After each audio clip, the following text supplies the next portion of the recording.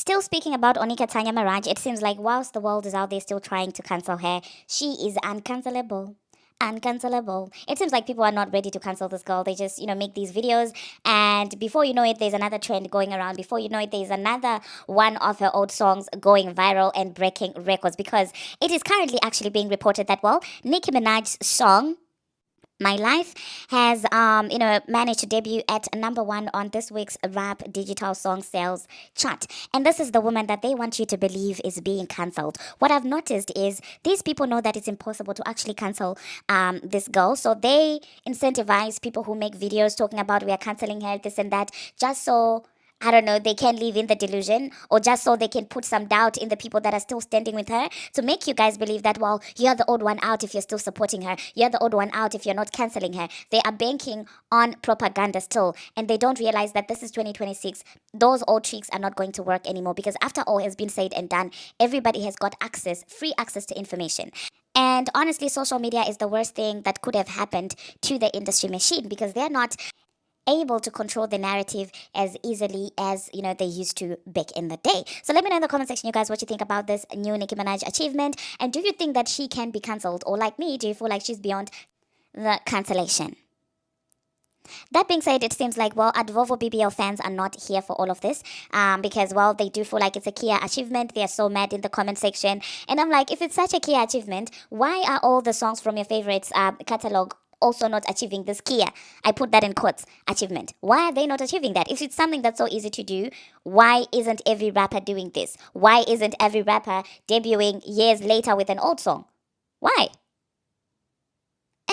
That being said, still speaking about Advovo BBL and her fans, it seems like a lot is happening between Celina Powell and Offset, Jesse Wu, and them not being able to find a theme for their tour in as far as clothes are concerned. It's just so chaotic, that side. I mean, not even a behind the scenes backstage video could save the tour. People are still confused as to what the theme is like. Now they have resorted to wearing school uniforms. And I'm just thinking, I thought red was their color. Like, this is how much all over the place the concept of this era of hairs is, okay? Starting from the album itself, it started with the crows and then it ended with something different. So at this point, people are just like, what's going on? It started as the crow album. Now it's not the beds. Now it's this. Now, like, it's just so. It's all over the place. It's like she cannot stick to a concept because, well, nothing is sticking, I guess. So she's just throwing anything, hoping that something will stick. And the confusion has been like that from the beginning, from her rollout. Okay, she couldn't even decide how much she wanted to sell her album. Did she want to sell it for minus $0.001, or does she want to sell it for $5? She couldn't even decide on that. So it seems like now they're saying their dress code, like I said, is school uniforms. And somebody joked in a certain comment section and said that, well, they are wearing her pregnancy hiding attire. And I'm like, you guys are so mean. What is wrong with you? Stop it. I like it. And then I'm not sure what being the drama and the school uniform have in common. But I guess they're telling themselves that, well, they're going to, get some lessons about how to be involved in some drama, if that makes sense at all. Personally, I'm just worried about who's going to be the lecturer, who's going to be delivering the lessons, because it certainly cannot be Advovo BBL. What lessons are you going to learn right now? Like, what use is the drama? You guys cannot possibly tell me that you want to emulate the drama that she has going on. Because what is it about her life that you want to learn? What is it about the drama that is actually fun? Because this is actual real life. There are kids involved in this mess. Between the Stephon Thousand Baby Mamas and Celina Powell, and Offset, and hair fighting with Jesse Wu, it's a lot. It's a lot that I don't see the fun in learning that drama. Like, why would you actually have to attend school to learn that? But anyway, let me know in the comment section, you guys, what you think about the concept of Am I the Drama? That being said, let's talk about Celina Powell. You guys, first of all, what is it about that girl? Like, why is it every single rapper wants to be with her or wants to lay down with her? Because her history of telling has been known. She's been singing from the beginning. Everybody knows that once you lay with her, at some point, she's going to out you. So I just do not understand why so many rappers and men in entertainment continue to lay down with this girl. What does she have? I think I came across someone alleging that, she's a witch of some sort or something on Twitter.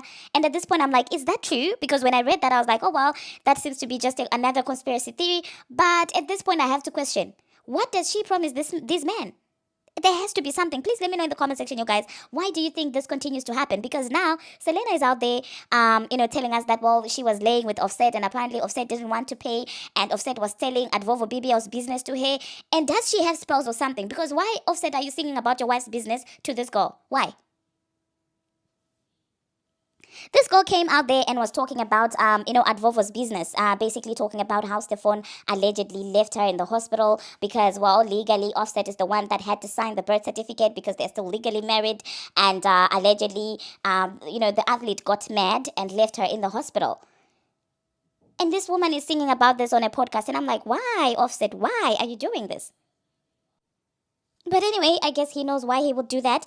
That being said, however, there's a bigger thing that people started discussing about, which is the fact that despite what Celina had to say about Advovo BBL, and she didn't end just there, by the way, you guys, she also went on a call with academics, and they were talking about this entire situation. And Celina was basically calling Advovo BBL the B word and saying that she looks better than Advovo BBL, that she's way better than Advovo BBL, and all of these things, basically insulting Advocate, okay? However, Advocate BBL didn't have the same energy for Celina Powell, the same energy that she had for Jessie Wood, the same energy that she has for any other black woman who dares disagree with what she does, even in a respectful manner.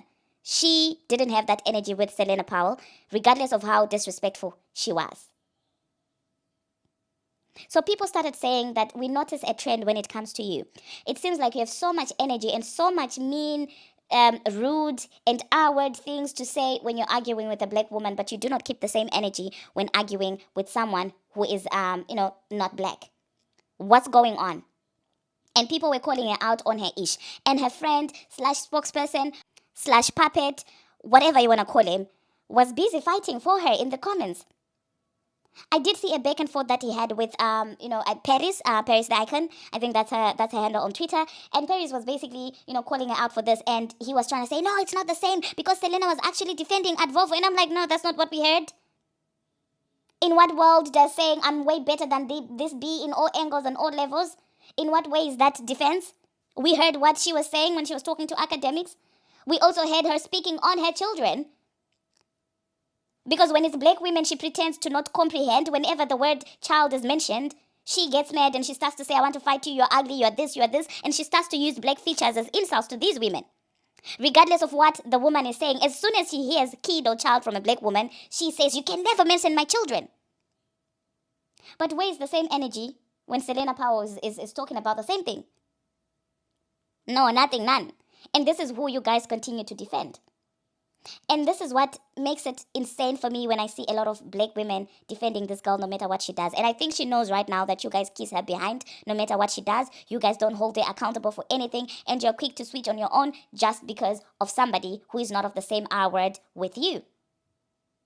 But anyway, let me know in the comment section, you guys, what you think about this entire situation. But that being said, let's move on to the next thing that we're going to be talking about. Let us talk about Mark Lamont Hill. The Barbs were lighting his behind up. One thing about the Barbs is, F around and find out. They do not play. They will dig into the archives. They will dig out, your entire past. And, they will call you out on your hypocrisy. Because the other day I was just scrolling through Twitter and I saw some Barbs calling Mark out for what he had to say about Nicki Minaj and, of course, the sit down that she had with Erica Kirk and all of these things. And people dug up an old interview from Mark. And all he had were excuses. Oh, people are allowed to grow. Oh, this and that. And people are like, okay, if people are allowed to grow, why are you not expressing the same grace to Nicki Minaj? When it's Nicki Minaj, cancel her. But when it's you, you want people to give you the space and the chance to grow. Where in cancellation is there room for growth? People were calling him out for that. And I was like, yeah, we need to keep the same energy. Because when it comes to Nicki Minaj, it seems like, no, she can never be forgiven. But when it's everybody else, of course, they can be forgiven. Of course, there is room for growth for them. Of course, they can still change and grow. But when it's Nicki Minaj, absolutely not. Why? Because she's unapologetically herself and she won't bow down to your masters. This is the reason. And I do believe that up to this point, this is the reason why this woman is still powerful. This is the reason why this woman, it's not easy to cancel her. Regardless of the amount of resources the other side has, it seems like this woman has shown them flames in as far as canceling her is concerned. But that being said, you guys, let me know in the comment section what you think about that. Let us move on to the next thing that we're going to be talking about. It seems like Nini Leaks is coming back to Bravo. Speaking about housewives, before I get into the Nini Leaks situation, what's Andy's deal when it comes to Nicki Minaj? What is his deal? Because it seems like lately that's all he's been talking about. Any housewife, any person that he has on his platform, Nikki this, Nikki that, Nikki this, Nikki that. And some of the housewives, it seems like they're searching for relevance by her name, by using her name. I hope all of you are going to stand by, whatever you're saying in the future, because some of you just jump on bandwagons for no apparent reasons. I mean, there are people that I know have been anti Nicki Minaj for long, the likes of Lonnie Love. They have hated her since the beginning before she even did anything. And now they're just using this, of course, as a way to say, this is why we don't like her. This is why we don't like her. I get it. And then there are those sheep that just follow. There are those that just follow people because people like Lonnie Love, people like Taraji, I know those women, they have their own beef with Nicki Minaj. Some because of their proximity to Lil Kim, some because she's able to stand up to the men that these women are scared of standing up to. You guys know how it is like even in workplaces. That if you're a tough, strong, powerful, fearless, daring, confident black woman and you dare speak up to the bosses, it's not only the bosses that will dislike you for that. In fact, the bosses may actually respect you for that. But it's the people who look like you that are timid that will hate you for that. Because how dare you do something that they are not able to do? How dare you speak up to the system of injustice that they haven't been able to speak up to? And that dynamic is so crazy to me. Oftentimes, it's other people that are also oppressed that feel some type of way about you. Because you can get away with things that they think they cannot get away with because they are timid. And I feel like with the likes of Taraji, that's something like that. She's, countless times expressed how unfair things are like. But when she speaks from like a victim mentality. Like, oh, I'm powerless. Please look at me. I just want a little bit of fairness. Have mercy on me. Have pity on me. Feel pity for me. This is the angle that she comes with. And then people resonate with her when she does that. On the other hand, we have Nicki Minaj, who demands her respect. And oftentimes, people don't resonate with someone like that, okay? Nicki does not come and beg these men to give her respect or her dues. She demands her dues because she doesn't have to, reduce herself and make herself look pitiful for her to be given what's owed to her because they are not doing her a favor. And I feel like that's the dynamic that makes a lot of people dislike Nicki Minaj. People are so used to people who make themselves feel small to be given what they are owed, or to be given the respect that they deserve. They are not used to someone who's demanding to say, no, I deserve to get this. They want you to come and beg for your wages. But what is a wage? It's something that you've earned by working, right? So why should someone have to beg for their wage? The fact that they've normalized Taraji coming here begging for what's owed to her, begging for the respect that she deserves. They applaud her for coming and speaking that way. But when someone comes to say that I shouldn't be begging because I worked for this, I'm not asking for a favor. I'm asking for what I deserve. People don't resonate with that. And I feel like the housewives, some of them also, that's the angle they're coming from. The angle where they feel like they have to kiss Andy's behind. So if he sits on there and he says, today we're going to come for Nicki Minaj, they're going to be used as a tool to come for Nicki Minaj. It's sad that these men and these executives and these YT people, they all use someone who looks like you to come for you. And this is the reason why you see that they will always look for, people that look like you to speak against you. This has been happening for the longest of time. And in that moment, because the other people may be lacking self-awareness and, they don't have self-confidence, they feel like, well, finally, they're getting recognized by these other people. So yeah, this is our chance to speak against her. This is our chance to dog pile on her so that we can get recognition from these other people. And it's rather sad because, Andy, if you've got some things to say about Nicki, say it yourself. Why do you have to put these housewives on the spot to talk about things? Like, what is this? And I feel like the same treatment is the reason why all the housewives were demonizing Nene Leakes. Because how dare she demands more? They want you to be in a certain space and certain, place and don't move. It's the same thing really that happens in the, industry as a whole, not just the music industry. But that being said, it seems like Nene is going to be in a Bravo production. It's a housewife spin-off and it seems like people are excited to see her. I just hope for her sake that she doesn't under-deliver because the expectation is very, very high. And I hope that they haven't toned her down because oftentimes when people go through what Nene went through, when they come back, they're not the same anymore. They've been toyed with, they've been toned down, their personalities have been watered down, and sometimes they're just not as interesting as they used to be. And I do hope that them giving her this chance of coming is not them trying to prove to the audience that she's not the same Nini anymore. Because these games actually do happen where they know that because of what you've been through, you're gonna come back not being your authentic self. And for them, this will be like a point to prove that, well, she's not even all that. Here she is. Meanwhile, they know that whatever they put you through is the reason why you're toned down like that. But for them, putting you on the platform again is them saying, look at her, she doesn't even perform as much as she used to. So I will insert a clip of Nini talking about this, but I don't think that after that I'm going to be coming back. So that being said, thank you very much you guys for watching, and rest assured I am not switching on my girl for anything until things are fair, until everybody is being held accountable, until everybody is being held to the same standards, until things are fair. That's when we'll start to say, well, yeah. But until then, I'm sorry, I'm not going anywhere. Until my next one, see you. Hey you guys, okay, it's your girl Nini Leaks. Okay, so where do I start? This has been a really long journey, and gosh, I'm happy, overjoyed to say that I will be returning to Bravo. I almost can't even believe the words that are coming out of my mouth.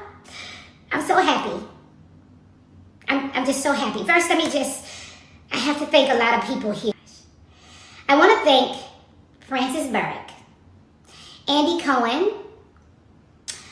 so many executives behind the scenes who have worked to make this happen. So many people that have continued to throw my name in the ring over and over again. Thank you to everybody over at Bravo. Thank you to all the people over at Truly Original. Thank you to Shed Media.